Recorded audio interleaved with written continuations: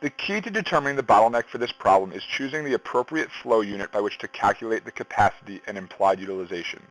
Because there are different products that follow different process flows, the best flow unit to choose is available minutes per resource. Let's start out by creating a chart of the capacities.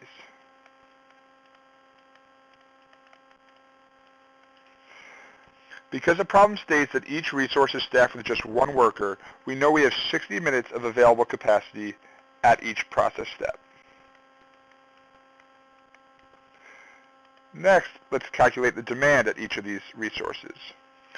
We've been told that the workday is 10 hours long and been given the bagel demanded of each of the varieties.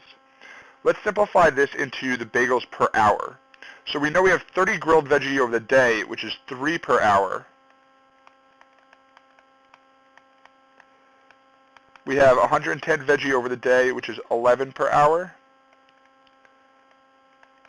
And 40 cream cheese, which simplifies down to 4 per hour. Now we can go through each of the process steps and determine which of the varieties flow through that step. For cut, all 3 bagel types go through the cut stage. Therefore, we can sum these up to get 18 total bagels at a time of 3 minutes per bagel. So the demand at this stage is 18 times 3, or 54. At the grilled stuff stage, only the grilled veggie bagels are going through. So we only have 3 of those at a process time of 10 minutes per bagel, for a total demand of 30 minutes. At the veggie stage, both the grilled veggie and veggie bagels, 14 in all, are going through the step. The process time there takes 5 minutes. At the cream cheese stage, only the cream cheese bagels, the 4 of those per hour, are going through that step.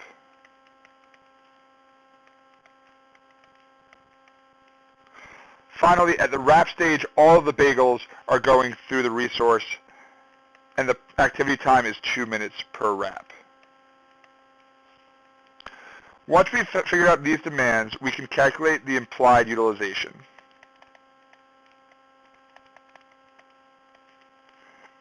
This is simply the demand over the capacity. So for the first resource, it's 54 over 60. The second, it's 30 over 60. The third, 70 over 60. Then 16 over 60. And finally, 36 over 60. The bottleneck is the resource with the highest implied utilization, and in this case, that is the veggie stage. For part B, it asks how many units can the process produce within 1 hour, assuming the product mix has to remain constant. In order to determine this, we must scale down the number of bagels so that way the veggie resource is operating at 100% implied utilization rather than above that. To do that, we would multiply each of the bagel quantities times 60 over 70, or the inverse of the implied utilization.